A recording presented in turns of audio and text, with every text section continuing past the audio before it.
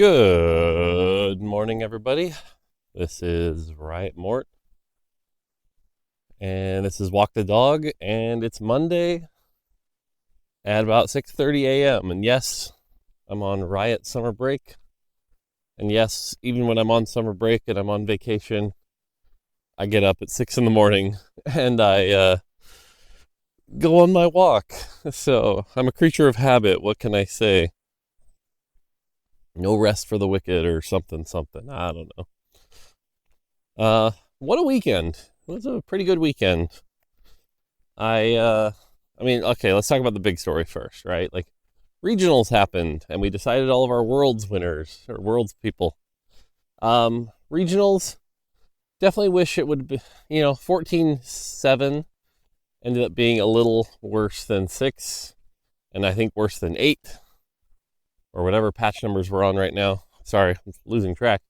But basically, the regionals patch was like worse than the one before it and the one after it, which is really unfortunate. But overall, though, it was still an enjoyable event to watch. Definitely some really tight games. Highlight for me was the game where Dish Soap won. Dish Soap ended up winning the game, but there were 7 people alive on 6-1, and it could have gone any way because it was just so damn close. Which goes to show you the the skill going on. But 2 major stories that I saw being talked about. The first one is that, like, the reps sending NA are really, really big, which are, what was it? It was, it was Dish Soap, Waitian Iverson, and Setsuko from NA. Like, that's quite the group. They have definitely some high skill here. So NA is sending some pretty big players. Dehua also played out of his mind, played really, really well with his Lost Streak style. I worry his style is going to get punished at Worlds pretty hard, but we'll see.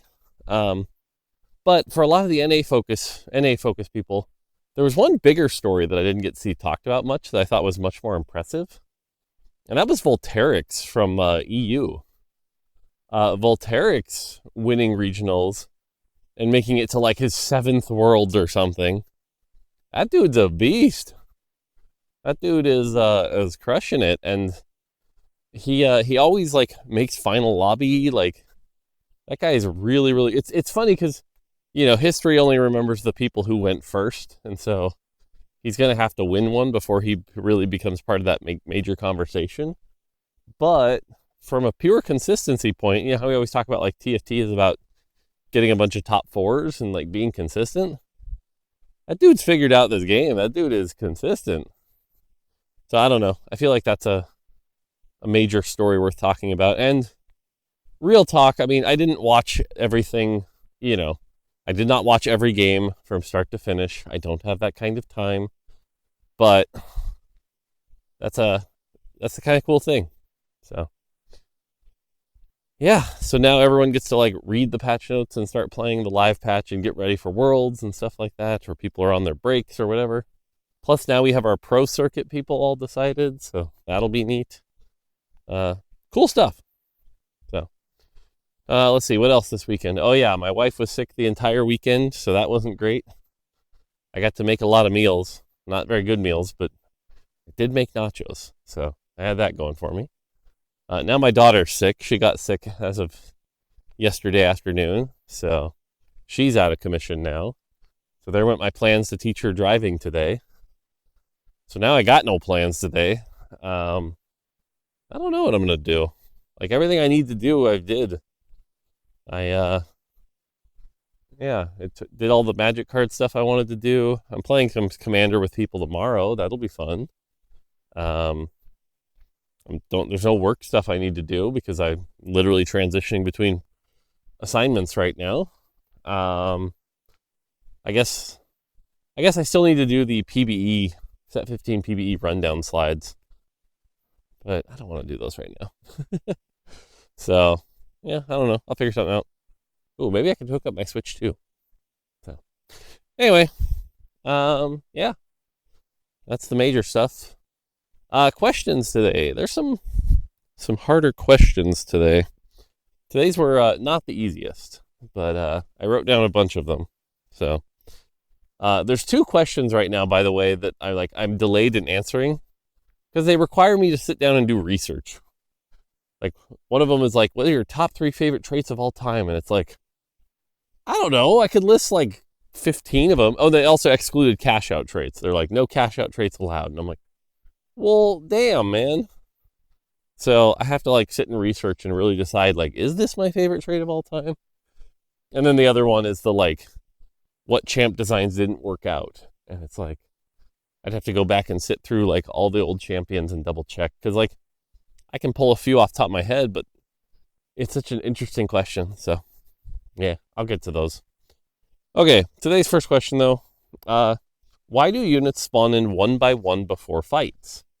This is that whole thing like when you're transitioning to someone's board and the units like appear. It's not quite one by one, but it's like in little groups of 3 or whatever for dramatic effect, and they appear.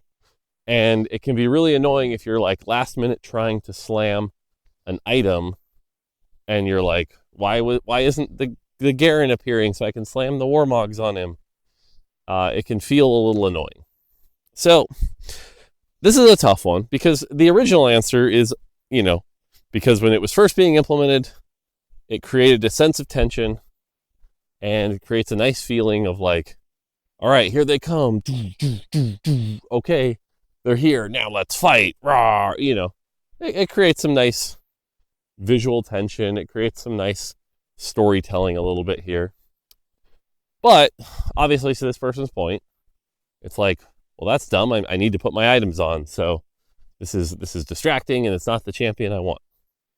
So when approaching this kind of question, you have to really think through the repercussions of the assumption that you're wrong in order to make sure that you're on the right track. And what I mean by that is, I'm going to approach this problem right away under the assumption that the person asking the question is 100% correct, and this is a problem, and we need to change it. Now, whether or not that's true or not, we can figure out later. But let's think this through. What would have to change?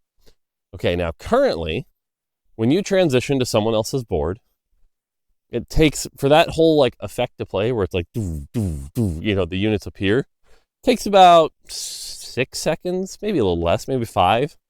It's about a 5 to 6 second thing that buys you a little extra time and allows you to, see that effect.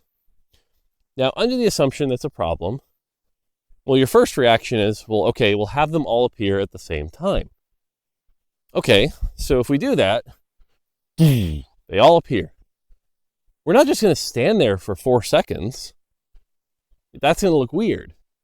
Now, a positive here would be actually what we should just do is fight, right? Like we could cut 4 seconds out of every transition period, which would make games on average close to 45 to a minute shorter, 45 seconds to a minute shorter, which is good, but does that actually solve the problem this person's talking about? Well, no, because if anything, now what'll happen is instead of having more time to like think about your item slams, fights are going to happen instantaneously. You're going to lose that 4 to 5 seconds where you're combining the item and merging it. So, is that worth it?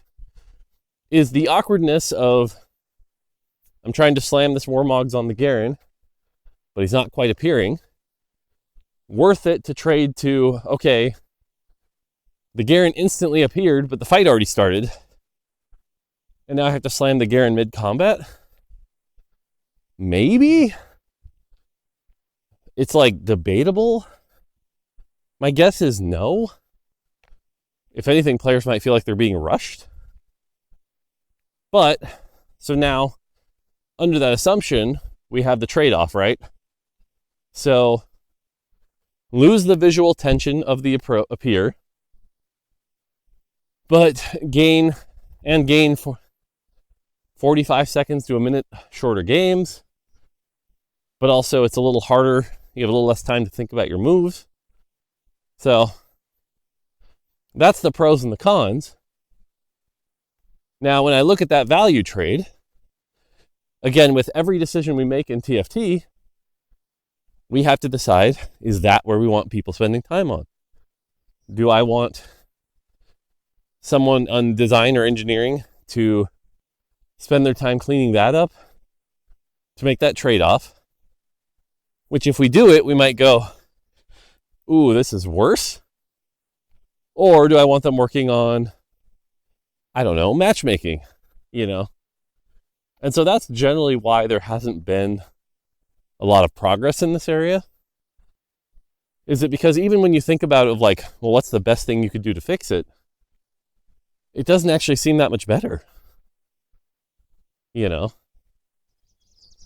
unless you do something like much more crazy and direct where it's like, okay, after every transition, like, no, because then you're adding to the game. Like if you did something where it's like, imagine you saw this is a super exaggeratory and we couldn't do this, but imagine your 8 units in their current position, like jumped up, stayed right where they were, and you could like constantly see them moving.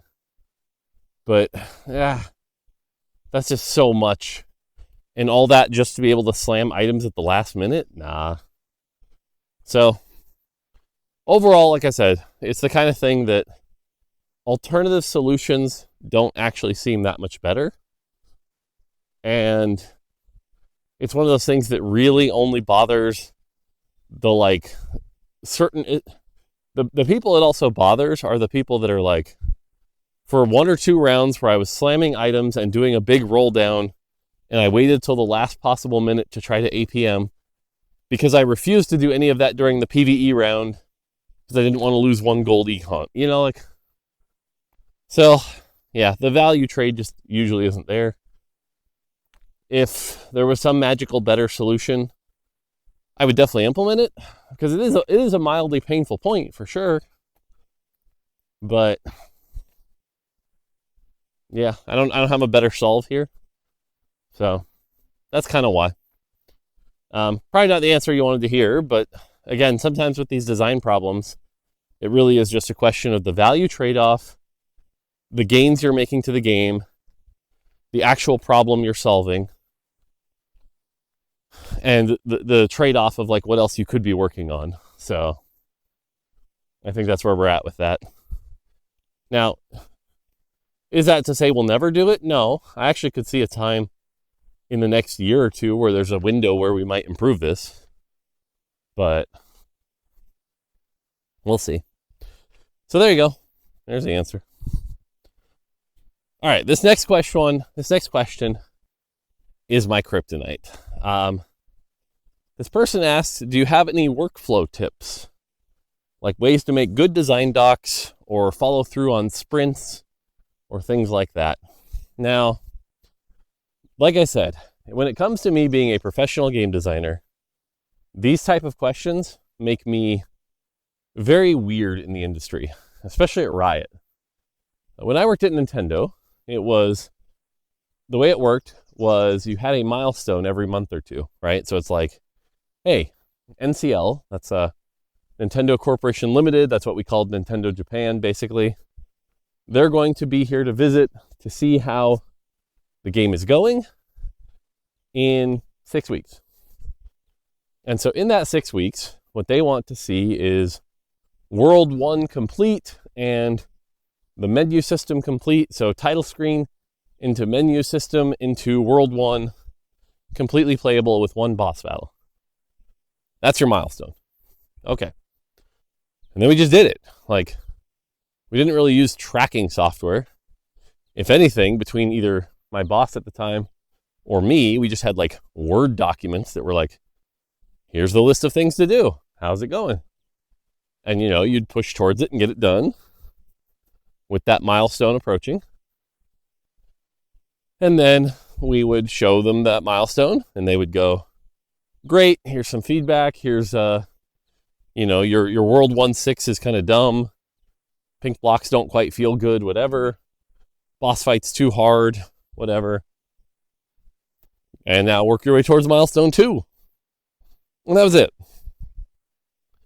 Well, then I get to Riot, and holy crap, it's like, after 11 years of doing it that way, it was like, okay, Well, now we have this JIRA and we've got sprints, and you need to know that the work you're doing is a 3-pointer or a 5-pointer or an 8-pointer, but there's no such thing as 7-pointers because whatever reason, And, you shouldn't do dark work or what, like all these different business terms. And it's just like, I don't get it. How about I just make the thing? Because for me, doing a job is simply, you ask for a thing, I tell you it'll take this long, and then I do it. And if I was wrong in that estimate, I'll tell you. But usually I'm not, and I just do it. And if that requires a little extra effort to get it done, you do it. I don't know. And so I don't really fit in at Riot when it comes to this stuff. I don't need sprint planning and retros and whatever. It's more just tell Mort to do a thing, it'll get done. The closest, hilariously enough, during the Odyssey team development, we were working on Odyssey. We had a delivery lead, and every time he would try to set up our sprints and stuff like that. And he did it for the engineers because they really needed it. But for everyone else, I would just basically be like, here's where the game's at. We need this, this, this, and this. Kevin, you do this. Jeff, you do this. And let me know how it is in 3 days, and we'll keep going, Like, that was it. I kind of acted as a production lead for that game mode, but very much not how Riot was used to, which was very weird. So the TLDR here is I don't have a lot of workflow tips because my workflow is ask to do thing, get it done ASAP, right? Like, you just have to have that self-drive to get it done. Now, the second part of your question, though, which is like how to make good design docs, this I can help with. I have made and seen a lot of different design docs over the years. And a lot of design docs get things wrong because there's one simple trick, and Sakurai kind of talks about this in his YouTube channel a little bit, but there's one simple trick to making a design doc good. And the idea is that you have to understand what is the purpose of a design doc. Why are you making a design doc? And some people think it's like, oh, well, it's a Bible that people can read to understand the game.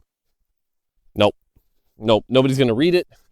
And even if they do, that's not how they're going to comprehend it. And nobody's going to want to sit here and read every technical detail about how your walking speed is this and your movement speed. Like, no, that's not a thing. Nobody needs this document.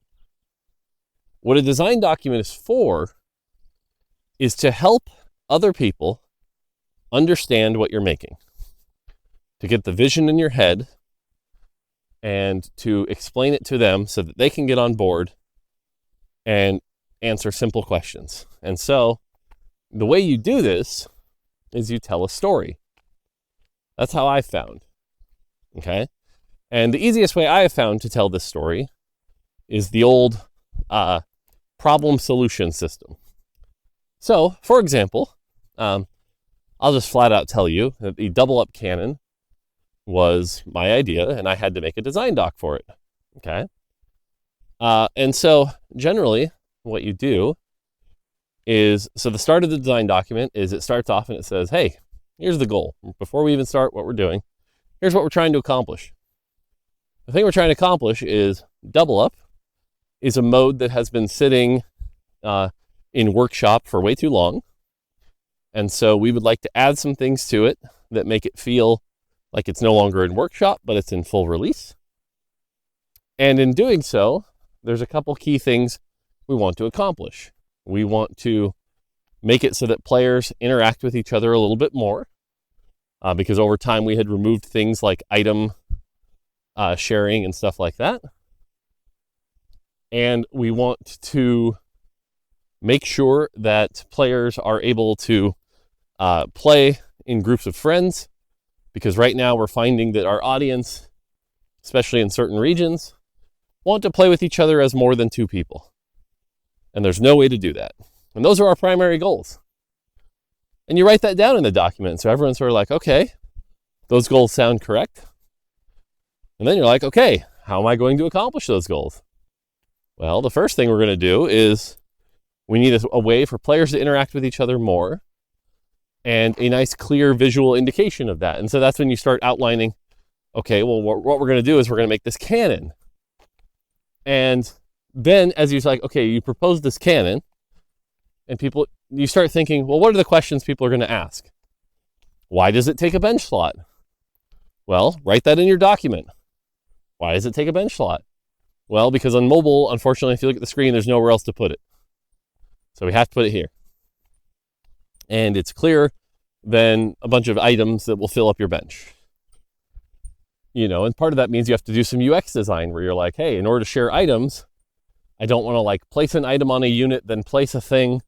You come up with the cleanest solve you've got, and it's like, hey, if I have this cannon, I can just put item on cannon. Boom, sent.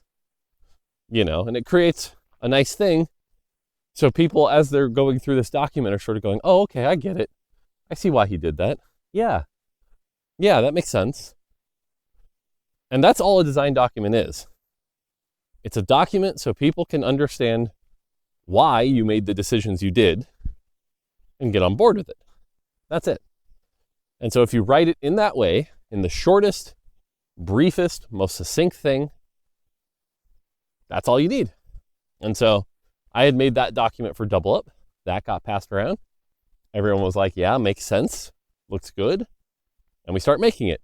And as we start making it, you get questions, right? Where it's like, hey, in your document, it doesn't really show how, what the cannon should say when you mouse over it. Good point. Let's write that real quick, And that's why that document doesn't need to have every detail up front. It just needs to get everyone aligned towards where we're going. And then everyone can solve the problems as we go. So that's my recommendation for writing a good design document, is tell the story of why you're doing it and how you're doing it. And the last thing is, this is always true of any work you do, is keep it simple. Again, whenever you write these documents, assume you're writing to somebody who has no idea about game design, no idea about the game itself. Write it in plain English.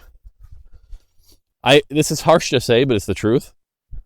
I always write like I'm writing to an idiot, because if an idiot can understand it, everyone can understand it. So there you go. All right. I got time for one more question. Let's do a good one here. That means I only got through 3 questions today. God, I suck. How do you feel about this set's mechanic? Hacks. Now, the person who asked this question said how it felt like it was kind of a passive mechanic, and it was just kind of a little bit more. Yeah. So, if you've noticed now, a couple sets, we've been doing what I would call improvements to a previous mechanic, right? Headliner was an improvement to Chosen. Anyone who says otherwise is lying. Now, you can not like Chosen, that's fine, but it was an improvement to Chosen. Hacks was just basically a fancy improvement to encounters. I think it took the good of encounters, which, by the way, were also a fancy improvement to galaxies, right? At their core, galaxies were simply a mutator on the way the game works. Now, you could argue that's what portals are, which they are, but essentially both portals and encounters are a mutator onto the core game. You are playing a core game of TFT, and then something happens, and now the game of TFT has been altered in some way, right? And so that's a pretty rich design space. And as you see, like set 11 had encounters that altered the game in ways that some were okay, and some were like, please don't ever alter the game like this again, please. I don't like this. Well, set 14 was sort of like, okay, now we understand a lot better what ways we can alter the game and not. So here's some different alterations. Things like the 1v2 augments, or different carousels, things like that. And even carousels, right? We had done hacked carousels in set 8.5. So essentially, this mechanic was simply a reuse of previous mechanics with improvements and learnings from previous sets.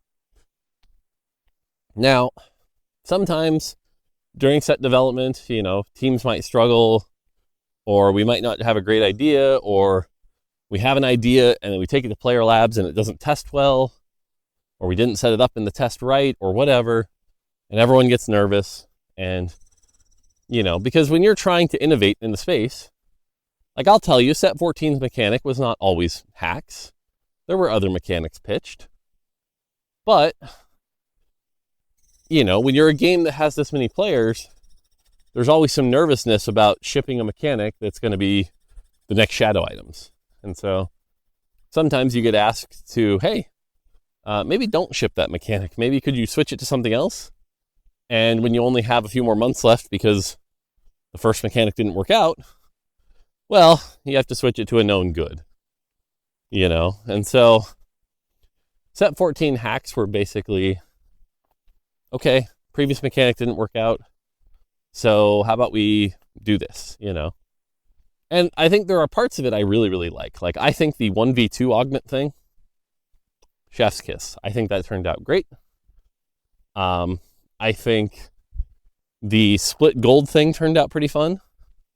Though we need to find a way to do split gold without just inflating everyone's resources by plus 6 to 10 gold every game, which isn't great. But the concept was really good. I think there's some learnings there that we'll take. I still think moving augment around. So we learned this in 11, and it showed in 14, that moving augments and adding a fourth augment is great, as long as it's always earlier. For those of you that didn't play set 11, we had games where you wouldn't get your first augment till like stage 4. Those were miserable. But like the games where you get all 3 augments in stage 2, kind of fun. So what I'll say is, I think, and it kind of like my tier list, right, where I put set 14 in B tier, it's like, it's acceptable. It's an acceptable mechanic because it took a known good, pushed it forward a little bit, but the bar for me personally isn't acceptable. The bar for me is great. And so do I wish we had come up with a more innovative mechanic? Yeah, I really do. But the 2 biggest problems in a TFT set development are the set mechanic and the cash out trait. Those 2 things require constant innovation with limited design space. So those are always going to be hard. And, there's going to be sets where it's like, let's try this weird thing. We tried it for 3 months. It was awful. So now what? Well, I guess we'll just bring back Legends. I don't know. It's a joke. That's not a real thing. But part of game development is part of shipping sets on time. Part of being a live service game. Now, do I wish we magically had 3 amazing designers that could sit in a corner and just come up with set mechanics for weeks so that we had a backlog of amazing set mechanics? Yeah, I do. That's pretty hard to find. So we don't have that. So, yeah. TLDR, you asked how I feel about Set 14's mechanic. Like I said, acceptable. Not amazing. Some good learnings. Some positive, really good stuff. 1v2 augments were great. Split was fun. But overall, this is it's fine. We can do better. So that's how I feel about Set 14 mechanic. All right. We are hitting the 30-minute mark. I don't have time to jump into another question. We're hoping to hear back about Sephiroth tomorrow, hopefully. Fingers crossed. We're just kind of waiting for the phone to ring. So if we haven't heard back by Wednesday, I'll tell my wife to call and ask. But we'll see. Otherwise, family's sick. I'm going to go find something to do. I don't know what I want to do. This is one of my weaknesses, by the way, too. It's like, I have a spare day or two.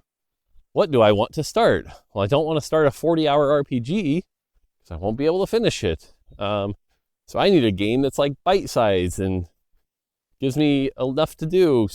Or I need a big project at the house to start, and like, I'm going to frame a bunch of pictures or whatever, But also, whenever I tend to start a project, projects cost money, and so it's like, well, maybe I should just not spend some money for a while and save up, make sure the kids got money. So, I don't know. I'll figure something out.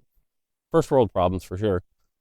But, yeah, I don't know. I'll figure something out. And this is where then the answer becomes, well, maybe I'll just go grind some ranked TFT. It's like, I've played this set enough.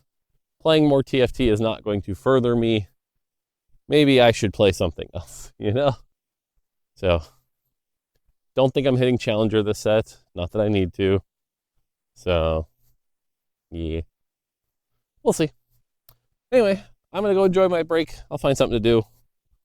You guys have a great week.